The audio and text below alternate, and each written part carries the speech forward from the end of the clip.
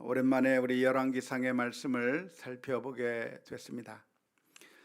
열왕기상 2장 1절에서부터 4절까지는 다윗이 솔로몬에게 유언하고 있는 내용 가운데서 전반부의 내용이었고, 오늘 우리가 읽은 내용은 다윗이 솔로몬에게 했던 유언 가운데 후반부의 내용이라고 할 수가 있겠습니다. 지난 시간이 약 한 달 정도 됐었던가요? 2달 정도 됐었던가요? 아무튼 지난 시간에 우리가 열왕기상 2장 1절에서부터 4절까지 살펴보면서 다윗이 솔로몬에게 했던 그 유언을 살펴본 적이 있는데, 그 유언의 내용이 무엇인지 기억이 나십니까?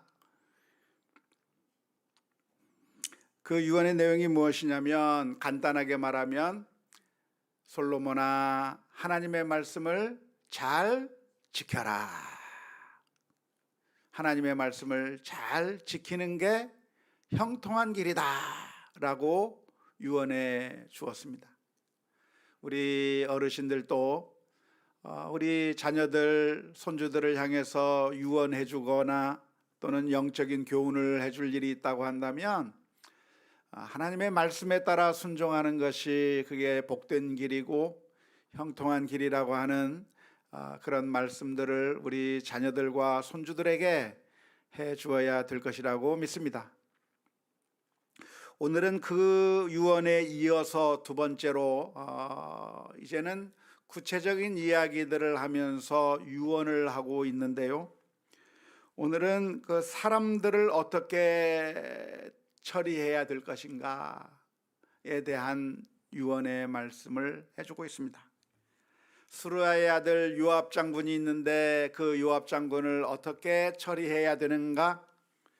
길르앗의 바르실레의 아들들이 있는데 그들에게는 어떻게 대해야 하는가? 또 게라의 아들 시므이가 있는데 그 시므이에 대해서는 어떻게 행해야 되는가에 대해서 구체적으로 이 사람에게는 이렇게 하고 저 사람에게는 저렇게 하고 하면서 그 유언을 해주는 내용이 오늘 본문의 말씀 가운데 기록되어 있습니다.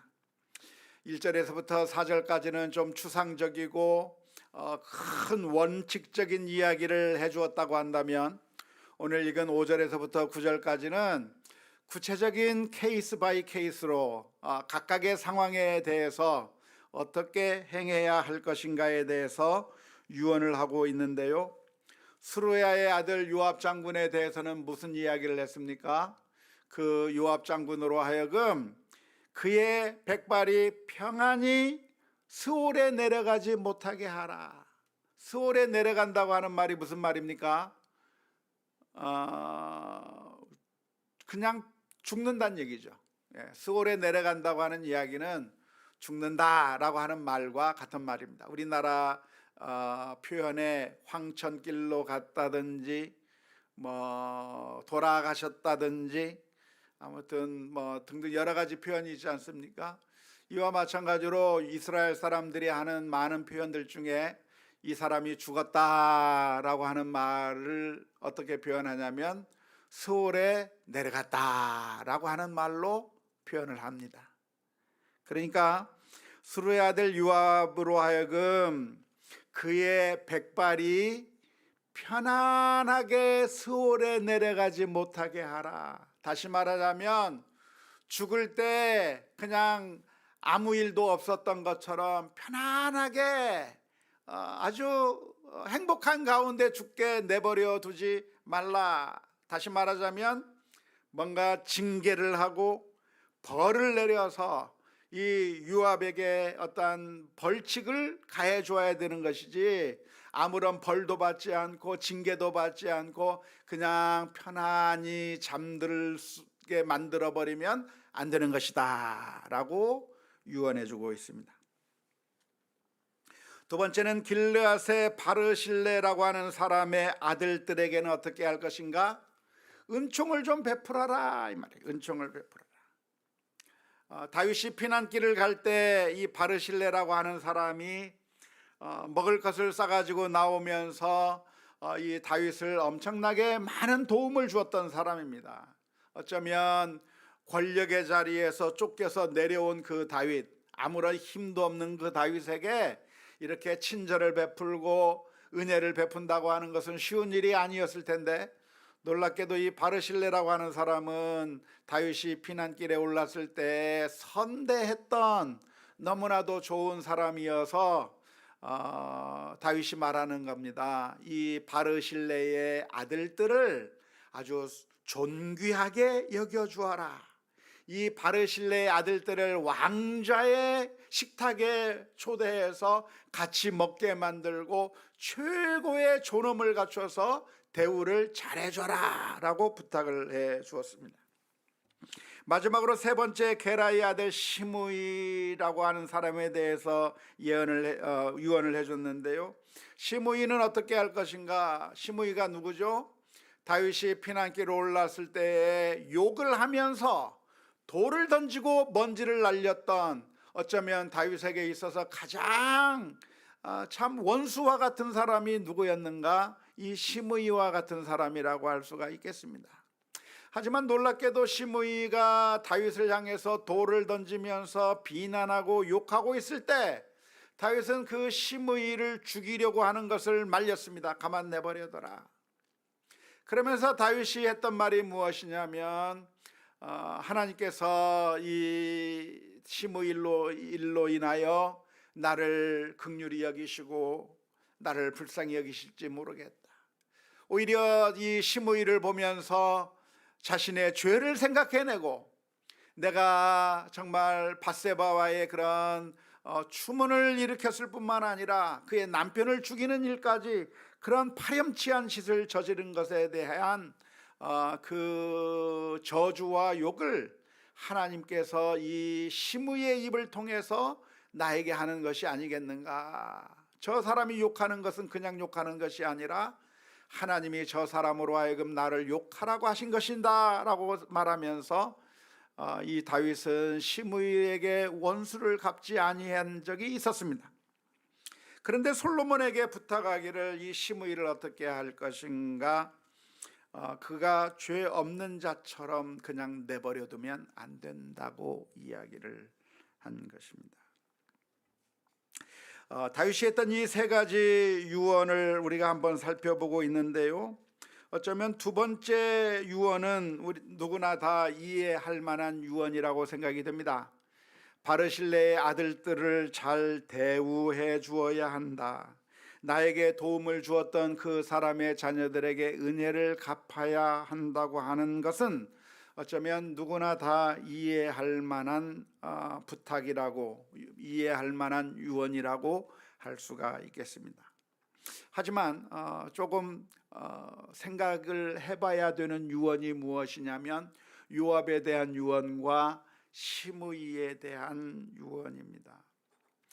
과연 이렇게 다윗이 요압을 그냥 편안히 죽게 만들지 마라, 시므이를 죄 없는 자로 생각하지 말고 시므이가 편안히 죽게 하지 말라, 이 두 사람에 대해서는 어떻게 하든지 처벌해야 된다라고 하는 식으로 유언을 해주고 있는데, 다윗이 이렇게 유언한 것은 바람직한 유언이었을까요? 잘못된 유언이었을까요? 어떤 것이겠습니까? 다윗이 유언을 잘한 겁니까? 유언을 잘못한 겁니까? 잘 모르겠죠. 잘 모릅니다. 우리가 이 문제를 한번 생각해 보아야 하는 이유는 성경 속에 등장하는 인물이 했던 말, 성경 속에 등장하는 인물이 했던 행동, 이것들이 그냥 무비판적으로 우리가 그대로 받아서 따라해야 하는 것이 아닐 수 있기 때문에 그렇습니다. 우리는 종종 단순하게 생각해서 성경에 등장하는 인물들을 둘로 구분하는 경향이 있습니다. 이 사람은 믿음의 사람, 이 사람은 악한 사람, 그렇게 단순하게 구분하는 거죠. 다윗 그러면 좋은 사람이에요, 나쁜 사람이에요? 좋은 사람. 사울 그러면 나쁜 사람이에요, 좋은 사람이에요? 나쁜 사람. 가룟 유다 그러면 좋은 사람이에요, 나쁜 사람이에요? 나쁜 사람. 베드로 하면 좋은 사람이에요, 나쁜 사람이에요? 좋은 사람. 그러니까 좋은 사람이 말하면 다 좋다고 생각하고 나쁜 사람이 말하면 그 사람은 다 나쁘다고 이렇게 너무나도 단순화시켜서 성경을 읽는 경향들이 우리들에게 있습니다. 하지만 그렇게 성경을 읽는 것은 바른 방법이 아닙니다. 첫째로 왜 바른 방법이 아닌가?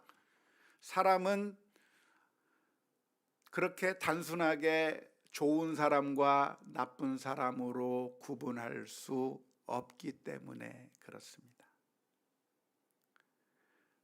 사람은 좋은 사람이 있고 나쁜 사람이 있나요? 어떻습니까? 그런 법이 없어요. 소설에는 그렇게 나오지만 사람은 어떤 사람인가? 그 사람에게 좋은 면도 있고 나쁜 면도 있는 겁니다. 좋은 면도 있고 나쁜 면도 있어요. 저는 어때요? 좋은 사람이에요, 나쁜 사람이에요? 몰라요? 오늘 집에 가가지고 굉장히 고민을 해야 될 것 같아요. 나를 모른다고 했다.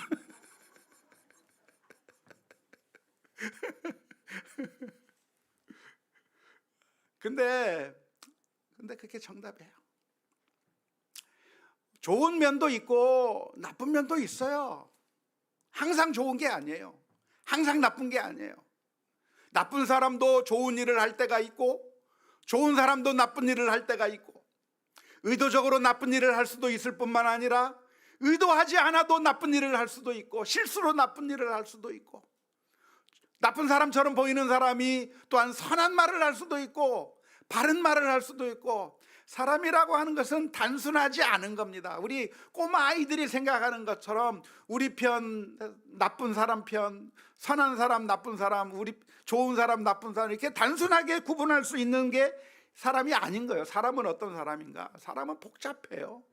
좋은 면이 있으면서도 나쁜 면이 있고 나쁜 면이 있으면서도 좋은 면이 있기 때문에 그렇습니다. 따라서 성경 속에 등장하는 인물들이 행한 행동들이 다 좋은 행동인가 나쁜 행동인가에 대해서 우리가 판단해 보아야 하는 것이죠. 입다라고 하는 사사가 자신의 딸을 죽여서 번제로 드리며 서원을 갚았는데 그 행위는 좋은 행위였을까 나쁜 행위였을까? 사울이 제비를 뽑아서 모든 일을 판단했는데 그것이 과연 좋은 일인가 나쁜 일인가? 항상 모든 일들을 우리가 판단할 때 이것이 과연 좋은 일이었는지 나쁜 일이었는지 성경에 명확하게 드러난 하나님의 뜻에 비추어서 판단을 해보아야 하는 것입니다. 다윗이 여러 명의 아내를 둔 것은 다윗이 했으니까 괜찮은 것이 아니라 왕이 여러 명의 첩을 두지 말라고 했던 하나님의 드러난 뜻을 어긴 것이기 때문에 나쁜 일인 것이죠. 그래서 이 성경에 등장하는 모든 인물은 예수님을 제외하면 다 장점도 있고 단점도 있기 때문에 그 사람의 행동이 잘한 행동인지 못한 행동인지 우리가 따라도 되는지 따르지 말아야 될 행동인지에 대해서 진지하게 판단을 해 보아야 하는 것입니다. 따라서 다윗이 솔로몬에게 이러한 유언을 한 것이 과연 바람직한 유언이었는지 바람직하지 않았던 유언이었는지 판단해 보아야 하는 것이죠. 열왕기상 2장 1절에서부터 4절까지 너는 하나님의 말씀을 잘 지켜라. 하나님의 말씀에 따라 순종하는 것이 형통하는 길이라고 유언했을 때 그것은 바른 유언이라고, 그것은 우리도 해야 될 유언이고 따라해야 될 말이라고 그렇게 결론을 내릴 수 있는 겁니다. 그런데 오늘 요압에 대해서 바르실레에 대해서 시므이에 대해서 한 이야기는 과연 어떤 차원에서 이해를 해야 되는지 고민해야 하는 것입니다.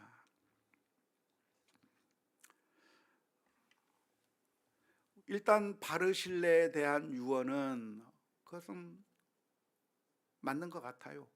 바르실레아가 은혜를 베풀었고 다윗은 바르실레에게 사랑의 빚을 지었기 때문에, 그래서 이 바르실레의 아들들에게 선대하고 은혜를 갚는 것은, 그것은 다윗의 때뿐만이 아니라 솔로몬에 대해서도 계속해서 이어져서 그렇게 은혜를 갚는 일이 지속된다고 하는 것은 바른 일이라고 할 수가 있겠습니다. 문제가 되는 것은 요압에 대한 이야기이고 더 나아가서 시므이에 대한 이야기입니다.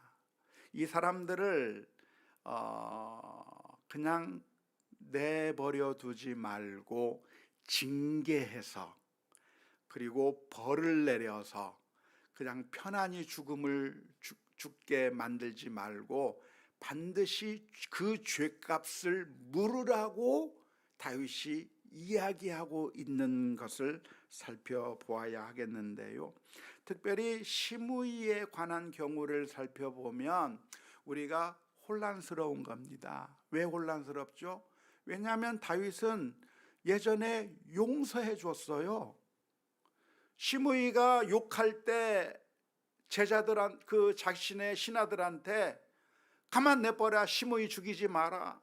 시므이가 욕하는 것은 하나님이 나를 저주하는 것이니까 하나님이 시킨 일이다, 가만 내버려둬라 하면서 죽이지 못하게 했었어요. 뿐만 아니라 도망갔다가 다시 돌아오는 그 과정 가운데 시므이가 빨리 눈치를 채고 다윗 왕 앞에 엎드리면서 다윗 왕이시여 제가 잘못했습니다라고 엎드렸을 때 내가 너를 심판하지 않겠다, 용서해 주겠다 하면서 아주 너그럽게 용서를 해준 일이 있었고, 우리가 사무엘서의 말씀을 살펴보면서 다윗의 그 용서하는 그 모습이 얼마나 성경적인 가르침이었는가, 우리가 예전에 사무엘서를 수요일마다 살펴보면서 이 부분의 말씀을 읽으면서 얼마나 은혜를 많이 받았는지 몰라요. 다윗이 자신을 저주했던 이 시므이를 용서해 주는 그 모습을 보면서 우리가 그 다윗의 모습을 본받아야 되겠고, 우리도 나를 미워하고 나에 대해서 그냥 나쁜 악한 말을 해대고 내가 아무런 잘못을 하지 않았음에도 불구하고 나에게 정말 악하게 향하는 그 나쁜 사람들을 내가 친히 원수 갚을 것이 아니라, 성경의 가르침이 무엇입니까? 원수 갚는 것은 하나님에게 있으니 하나님께 맡겨버리고 원수를 갚지 말라고 했던 성경 전체의 가르침에 비추어 보아서 이 다윗의 행동은 정당한 것이었고, 우리도 원수를 용서하고 원수를 원수라다 할지라도 사랑해야 된다고 하는 교훈을 얻을 수가 있었던 것입니다. 그런데 죽음의 자리에서 이제 세상 떠나기 전에 솔로몬을 향해서 유언하기를, 그 시므이를 그냥 내버려 두지 말고 반드시 처벌해서 그의 죄값을 치르게 하라고 이야기하고 있는 이 다윗의 모습을 보면서 굉장히 혼란스러운 겁니다. 다윗이 이중인격자였을까요? 아니면 사람들이 많은 곳에서는 위선적으로 마치 마음이 너그러운 것처럼 표현했지만, 그러나 그런 사람들이 없는 그저 속마음까지 진실하게 토할 수 있는 자기 아들에게는 다윗의 본심을 솔로몬에게 드러낸 것이라고 할 수 있을까요? 어떤 게 맞을까요? 다윗이 유언한 게 정당한 것입니까? 아니면 이건 좀 아닌데 라는 생각이 드십니까? 어떤 결론을 내려야 될지 잘 모를 것 같아요. 하지만 저는 이 말씀을 묵상하면서 과연 다윗의 이 유언이 정당한 것인가 그렇지 않은 것인가에 대해서 깊이 묵상해 보면서 다윗이 이중인격자였다거나 다윗이 위선적인 행동을 하는 것이라고 생각하지 않았습니다. 왜냐하면 용서라고 하는 것이 무엇일까?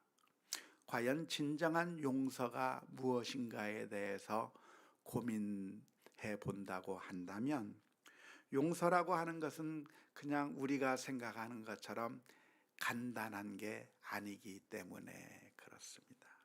자, 용서가 무엇일까요? 어떤 사람이 잘못했어요.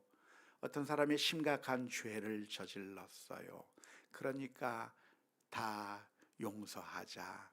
우리는 하나님의 은혜를 받은 사람이니까 다 용서하자고 말하면서 그 사람의 죄의 문제를 전혀 다루지 않는다고 한다면 그것이 진정한 용서라고 할 수 있을까요?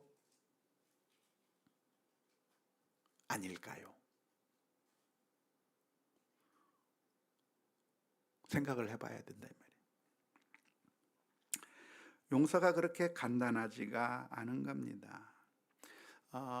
그러니까 용서했으니까 그냥 뭐 도둑질 했든 뭐 무슨 악한 짓을 했든 그 잘못들을 전혀 다루지 않고 그냥 내버려 두는 것이 옳다라고 생각하는 경향들이 종종 있습니다만은 성경 전체의 가르침을 보면 그렇게 말씀해 주고 있지 않아요.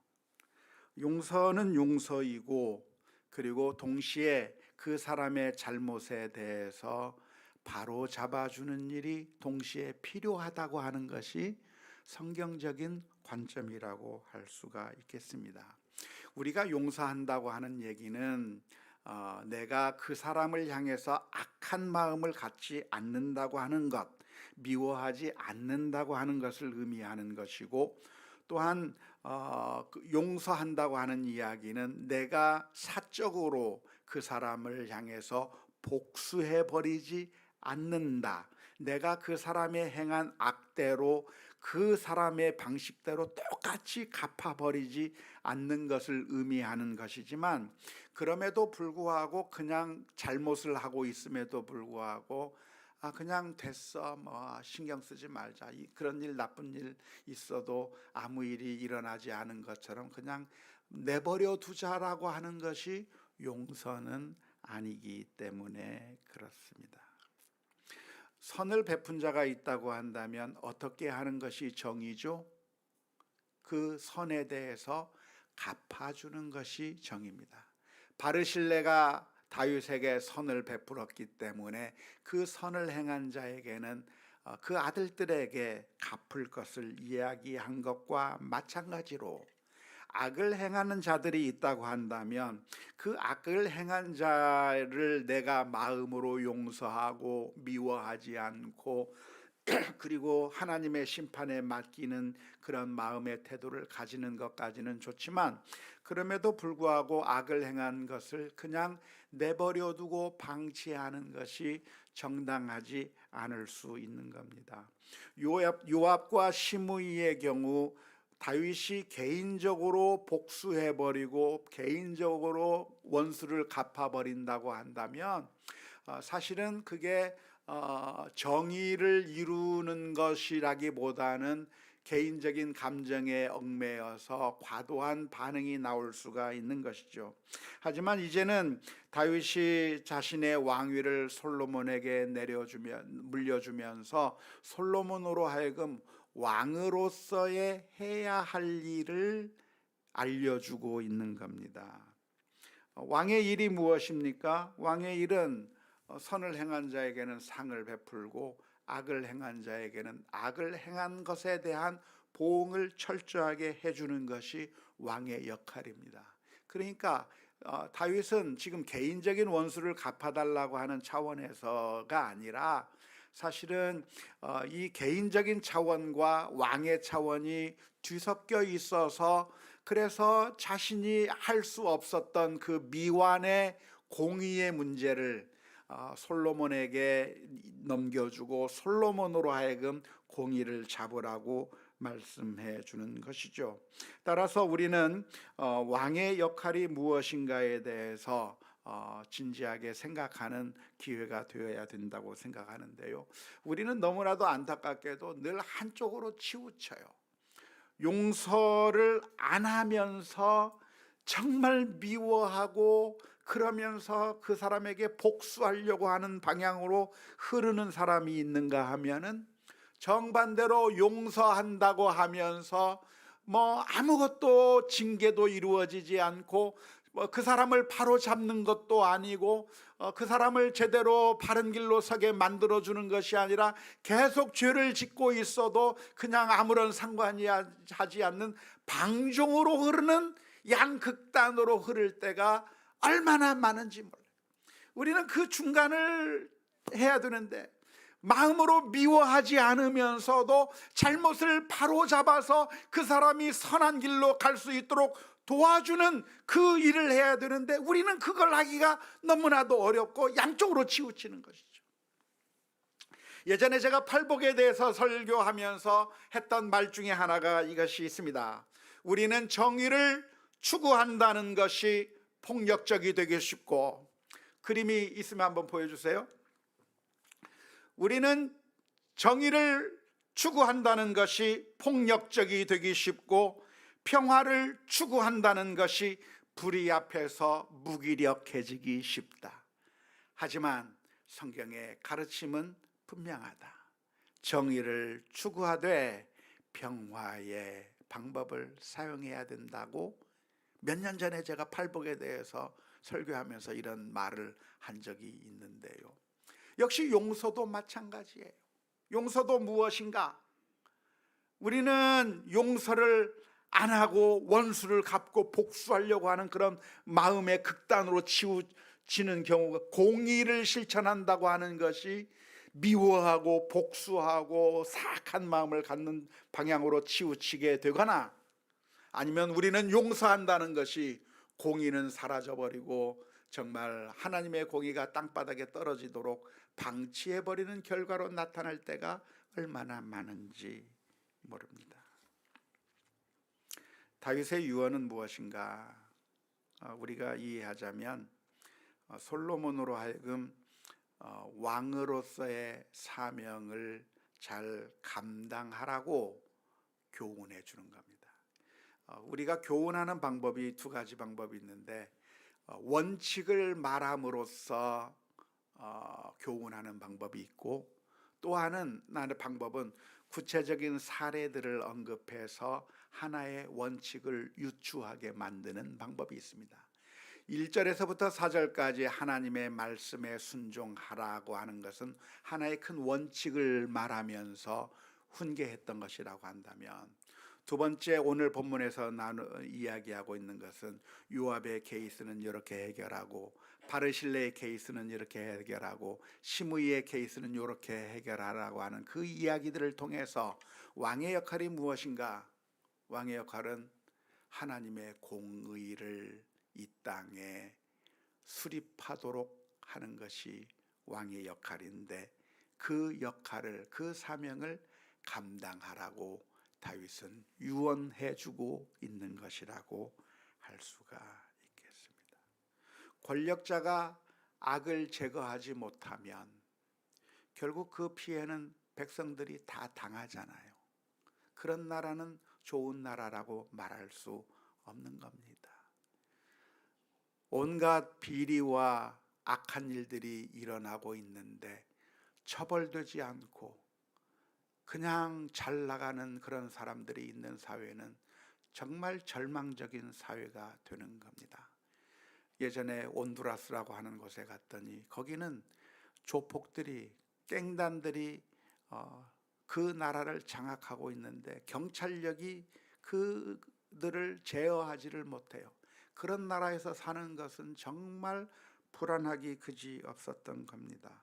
그런데 다윗이 솔로몬에게 부탁하는 것은 무엇이냐면 정의가 바로 서도록 왕의 역할을 잘 감당하라. 여러 가지 케이스들을 이야기하면서 유언해 주는 것이라고 할 수 있겠습니다. 오늘 말씀을 읽으면서 우리도 우리에게 맡겨진 사명이 있다고 하는 사실을 발견하게 됩니다. 그리고 우리가 처한 그 자리에서 솔로몬이 적절하게 선을 행한 자에게 선을 베풀고 악을 행한 자에게 징벌을 내리는 일을 해야 했던 것처럼 우리도 우리에게 주어진 그 사명을 신실하게 감당할 수 있는 그런 마음의 결단들이 있어야 될 줄로 믿습니다. 교사입니까? 그러면 교사로서의 사명이 있을 겁니다. 의사입니까? 그러면 의사로서의 사명이 있을 겁니다. 공직자입니까? 공직자로서의 사명이 있을 것입니다. 하나님께서 나에게 그런 사명을 맡겨주신 것이 있다고 한다면, 그렇다고 한다면 하나님의 공의가 이 땅에 펼쳐지도록 우리 모두가 다 수고해야 하는 것이죠. 우리가 부모입니까? 우리가 구역장입니까? 우리가 권사요 장로입니까? 그 어떤 상황에 있든지 간에 하나님께서 원하시는 선한 일들을 감당하며 나아가는 우리 모두가 다 될 수 있기를 주님의 이름으로 축원합니다. 뿐만 아니라 우리의 영원한 심판자 되시는 주님을 소망하며 살아야 할 것입니다. 어쩌면 이 세상에는 이런 다윗의 유언대로 안 되는 일들이 너무나도 많아요. 하지만 결국 마지막 심판대 앞에서 하나님께서 정의롭게 해결해 주시고 판단해 주실 것을 기억하며 소망을 가지고 주님을 바라보는 우리 모두가 다 될 수 있기를 주님의 이름으로 축원합니다. 320장 찬양하십시다.